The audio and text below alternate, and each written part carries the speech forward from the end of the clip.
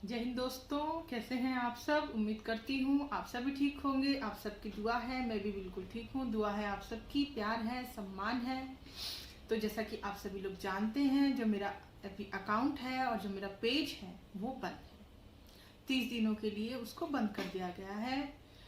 जो लोग जानते हैं इस बात को ठीक है, जो लोग नहीं जानते हैं उनको मैं बता देती हूँ। कारण सभी जानते हैं। जिस तरह से सच बोलना, लिखना, जिस तरह से उस पर पाबंदी है, वही रीजन है कोई और। एमपी किस तरह से किसके इशारों पर चल रहा है, किस तरह से सोशल मीडिया पर कब्जा किया जा रहा है, ये बात तो खैर किसी से भी छुपी नहीं है।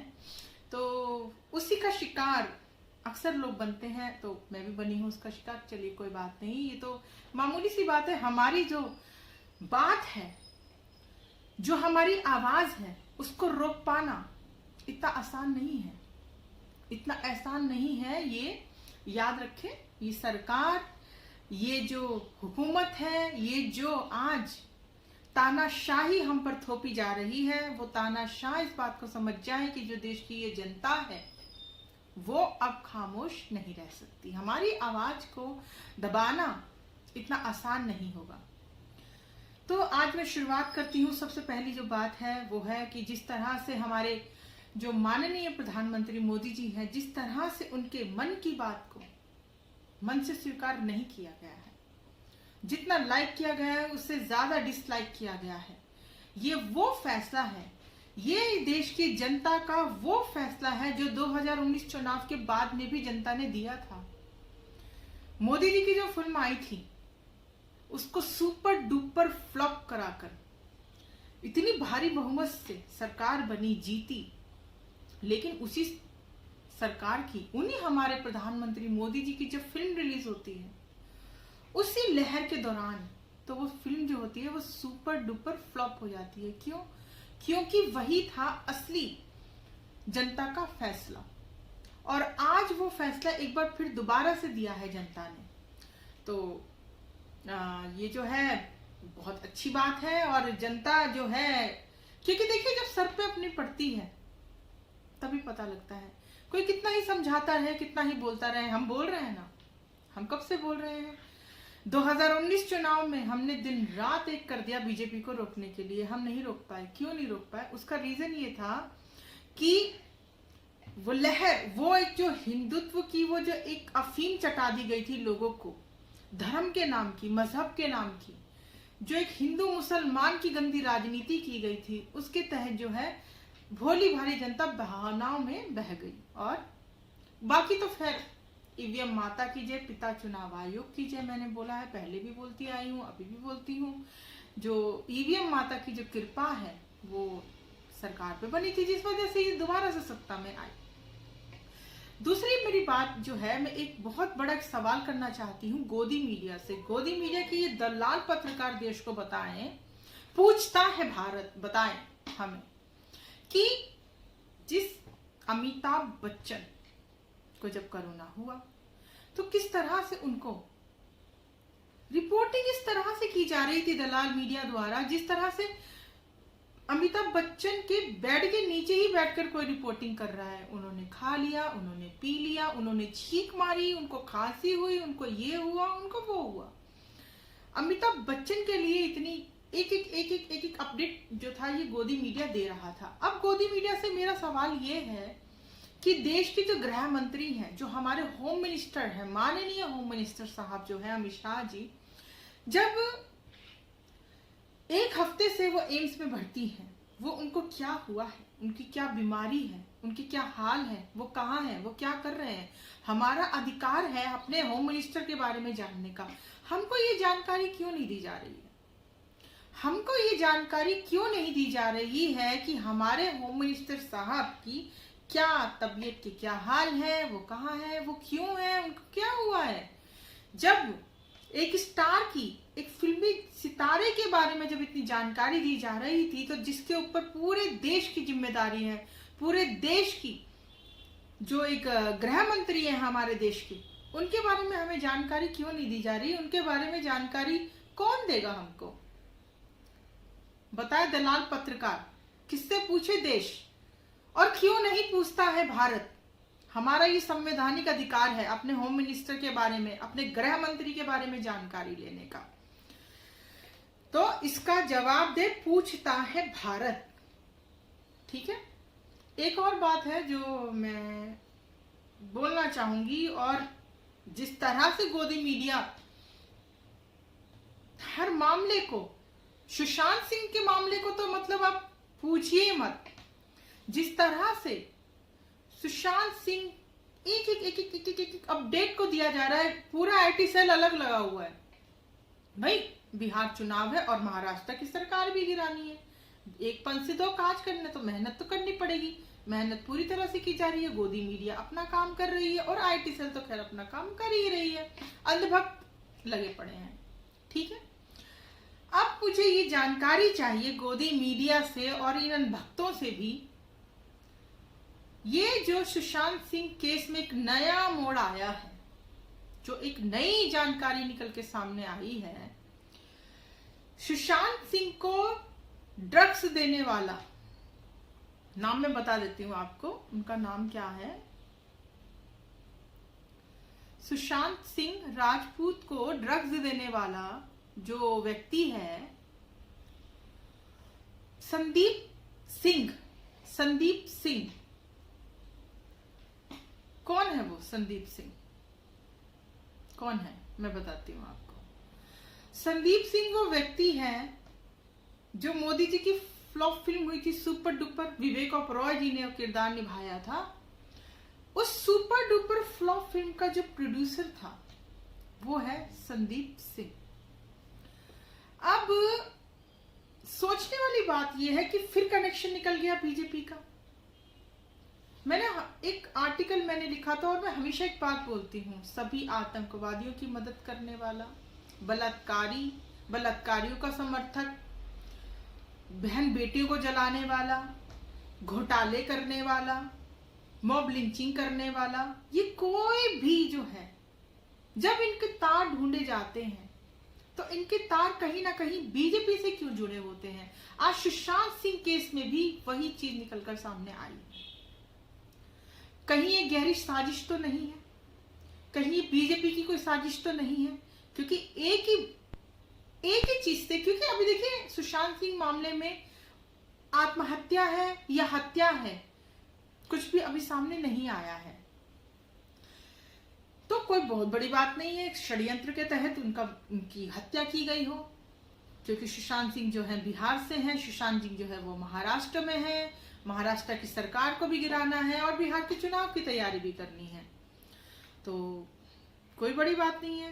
तो ये एक बहुत ही बड़ी जानकारी है जिसके बारे में गोदी मीडिया में कोई बात नहीं, एकदम चुप, खामोश। क्यों नहीं पूछता भारत? कब पूछेगा भारत? इतना बड़ा जो खुलासा है उसको क्यों छुपाया गोदी मीडिया ने? और दूसरी बात, दिल्ली हाई कोर्ट ने केंद्र की मोदी सरकार को पाखंडी कहा, पाखंडी। मैं नहीं कह रही हूं ये मैं नहीं कह रही, बता देती हूँ ये किसकी खबर है, मैं नहीं कह रही हूँ ये खबर है हमारी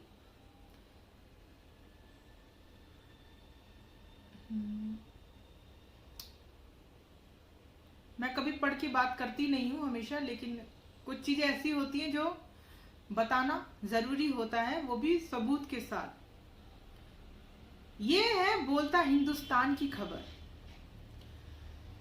दिल्ली हाई कोर्ट ने मोदी सरकार को पाखंडी सरकार कहा है।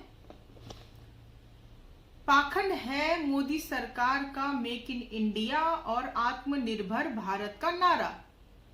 दिल्ली हाई कोर्ट की सख्त टिप्पणी।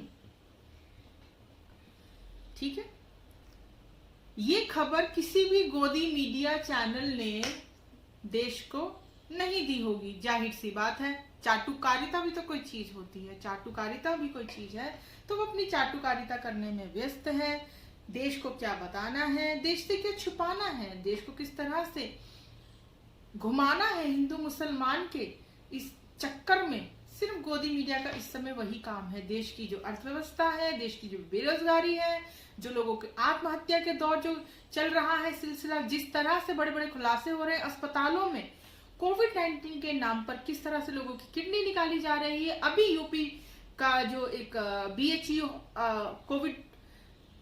कोविड अस्पताल है ट्रॉमा सेंटर में, जहां पर का ये मामला सामने आया है, अजय सिंह नामक व्यक्ति है जिसके भाई ने, मोनू कुमार ने इस चीज का दावा किया है कि उसके भाई की किडनी निकाली गई है। और ये मामला बहुत सोशल मीडिया में काफी आ रहा है, लेकिन जाहिर सी बात है गोदी मीडिया में कहीं पर भी कोई नामो निशान नहीं है इस मामले में। तो ये तो खैर जाहिर सी बात है, ये तो होना ही था। तो ये सारी चीजें हैं। एक आपकी मैं एक और खबर मैं आपको जो बताना चाहती हूँ, ऐसी बहुत सारी खबरें हैं जो हमारे सामने आके निकल जाती है। हाँ, मैं एक खबर नहीं, मैं एक बात है, एक जिस चीज को मैं देख रही हूँ। देखिए, मेरी आईडी बंद है, मेरा पेज बंद है, मैं कुछ लिख नहीं सकती, मैं कुछ पोस्ट नहीं कर सकती हूँ, मैं वीडियो नहीं डाल सकती हूँ, बना नहीं सकती, कुछ नहीं कर सकती हूँ। सिर्फ अगर मैं कुछ कर सकती हूँ वो सिर्फ यहाँ पे कर सकती हूँ, मेरे YouTube चैनल पर। तो एक पोस्ट है जो मैं देख रही थी, एक पोस्ट है, मैंने देखा अल्लाह के लिए एक गलत पोस्ट डाला किसी ने, ठीक है, एक गलत पोस्ट डाला, उसके नीचे भरमार लग गई देवी देवताओं को लेकर, द्रौपदी को लेकर, और ना जाने क्या क्या क्या क्या क्या क्या बातें होने लगी। मैं कहना चाहती हूं आप लोगों से एक बात, अभी जो मुहर्रम का एक जो दुखदायक जो त्योहार तो नहीं कहा जाएगा इस मातम को, मुहर्रम जो था उसके बारे में जो लोग जानते हैं वो तो खैर जानते हैं, जो लोग नहीं जानते हैं मैं उनको बता दूं कि वो इंसानियत को जिंदा रखने के लिए, इंसानियत के जिंदा रखने के लिए और जालिम के आगे ना झुकने के लिए करबला में जो जंग हुई थी उसी दिन को मुहर्रम कहा जाता है। गूगल कर सकते हैं, उसके बारे में जानकारी ले सकते हैं। तो जब मैंने उस पोस्ट को देखा, मुझे एकदम से ध्यान में वही आया, यजीद, वो तानाशाही, वो जुल्मी राजा। तो जो वो यजीद था, उसकी जो औलादे हैं वो आज भी हमारे बीच में है, याद रखिए, वो आज भी हमारे बीच में है। वो आज भी देश को तोड़ने का, इंसानियत को खत्म करने का, खुद को सबसे पावरफुल दिखाने का जो काम है कर रहा है आज भी। और उनमें से ही कोई एक ऐसा बंदा होता है जो ऐसी पोस्ट डालता है। आप इनकी आईडी पे कभी जाइए, ये आईडी होगी ही नहीं, ये नकली आईडी होती है, ये फर्जी आईडी होती है। ये वो लोग होते हैं जो BJP IT cell, WhatsApp university के जो फॉरवर्डिंग मैसेज है वो उनको फॉरवर्ड करते हैं और देश को बरगलाने का काम करते हैं। मेरी आप सबसे एक ही विनती है, हाथ जोड़कर विनती, इस चीज को हम बहुत अच्छे से खत्म कर सकते हैं। हम समझ चुके हैं अब, जिस तरह से कल डिसलाइक किया गया है मन की बात को, कल जिस तरह से डिसलाइक किया गया है, साफ तौर पे चीज समझ में आ रही है, लोगों को समझ में आ चुकी है असली कहानी क्या है। तो मेरा साफ तौर पे ये कहना है, जब भी आप सोशल मीडिया में कोई भी ऐसी चीज देखते हैं, कोई ऐसी पोस्ट देते हैं धार्मिक, जो आपको उकसाने के लिए डाली जाती है किसी मुस्लिम के द्वारा, किसी हिंदू के द्वारा, आप उसको बिल्कुल ही दरकिनार करके चलिए। आप उसको देखिए ही मत, उसके बारे में सोचिए ही मत। जिस दिन आप ये करने लग गए, वही है हमारी सबसे बड़ी चीज। क्योंकि अगर किसी मुस्लिम ने उसमें डाला है तो जाहिर सी बात है हिंदू को बुरा लगेगा, वो वहां पर शुरू हो जाएंगे। किसी हिंदू ने डाला है अगर अल्लाह के लिए, तो जाहिर सी बात है कि मुस्लिम शुरू हो जाएंगे। तो जब ये चीजें होनी बंद हो जाएगी, जब हम इन पोस्टों को बिल्कुल अनदेखा करके आगे बढ़ने लगेंगे, तो ये लोगों के हौसले अपने आप ही टूट जाएंगे। ठीक है, इनको हराना कोई बहुत बड़ी बात नहीं है। हम सबको थोड़ा सा अपनी अक्ल लगानी पड़ेगी, सिर्फ थोड़ी सी अपनी अक्ल लगाने की जरूरत है। इनकी कोई हैसियत नहीं है, जमीन पर ये कुछ भी नहीं है। ये सिर्फ बीजेपी आईटी सेल में बैठकर सिर्फ देश को भड़काने का काम कर सकते हैं, क्योंकि जब तक हिंदू मुसलमान आपस में लड़ते रहेंगे इनकी गंदी राजनीति चलती रहेगी। और इनका ये जो अनपढ़ जाहिल गवार जिनको आजकल नौकरी मिली हुई है बीजेपी आईटी सेल में, गाली गलौज करना है इनको, वो तो इनको बहुत अच्छे से आता है, तो वो ये अपना काम करते रहेंगे। इनको वहां से इनका जो है चूल्हा जलता रहता है, ठीक है। तो ऐसे पोस्टों को बिल्कुल अनदेखा करें, बिल्कुल अनदेखा करें, आगे बढ़ें, ठीक है। अपने देश को हम चाहें हम बहुत अच्छे से संभाल सकते हैं अगर हम चाहें तो, ठीक है। तो इसी तरह से जागरूक जैसे आप हो रहे हैं और जागरूकता का जो प्रमाण आप दे रहे हैं, इसी तरह से प्रमाण देते रहिए। बताइए, हम इतने बेवकूफ नहीं है जितना हमको समझा गया है। हम बहुत समझदार लोग हैं, हम इतने इंटेलिजेंट लोग हैं। लोग कहते हैं कि एक शब्द इस्तेमाल किया जाता है, जो लोग छोटी छोटी चीजों को लेकर जुगाड़ कर लेते हैं, इन भारतीयों को बोला जाता है कि वो इसको उसको करके कुछ भी कुछ जुगाड़ कर लेते हैं, कुछ नए इन्वेंशन कर लेते हैं। ये बिल्कुल सच है। वो क्यों कर पाते हैं? क्योंकि वो बहुत ही इंटेलिजेंट है और इस बात को पूरा विश्व मानता है। लेकिन पिछले 5-6 सालों से जरूर हमारी छवि को खराब किया गया है, लेकिन हम भारतीय कितने इंटेलिजेंट हैं, हम कितने समझदार हैं, ये बात पूरा विश्व जानता है। सिर्फ हमारे देश के नौजवानों को जरूरत है एक सही मार्गदर्शन की, एक सही दिशा देने वाले लोगों की। ये जो इनको भटका दिया गया है, जो हिंदू मुस्लिम जो धर्म की जो एक अफीम चटा दी गई है, जैसे ही नशे से ये लोग जब निकलेंगे बाहर और एक सही दिशा की ओर कदम बढ़ाएंगे सारे, हमारे देश को सोने की चिड़िया कल भी था, आज भी बन सकता है। नामुमकिन नहीं है दोबारा से देश को सोने की चिड़िया बना सकते हैं हम लोग, लेकिन देश को नेताओं के भरोसे छोड़ना होगा। देश की जिम्मेदारी अपने कंधों पे लेनी पड़ेगी, थोड़ी थोड़ी अपने समाज की जिम्मेदारी लेनी पड़ेगी। समाज में कोई गलत काम होता हुआ देखे, तुरंत टोके। किसी की भी जाति को बर्दाश्त ना करें, सही को सही और गलत को गलत बोलें। जिस दिन आपने ये करना शुरू कर दिया, हमारे देश में जो बदलाव आएगा, उस बदलाव को पूरा विश्व देखेगा और सच में उस दिन हम बनेंगे विश्व गुरु। ये मेरा पूर्ण विश्वास है। चलिए, सब लोग खुश रहिए, आबाद रहिए, आवाज उठाते रहिए हक की। हम जैसे लोगों की आईडी बंद होती रहे, आप लगातार आवाज उठाते रहिए। इस आवाज को किसी भी कीमत पर बंद ना होने दें।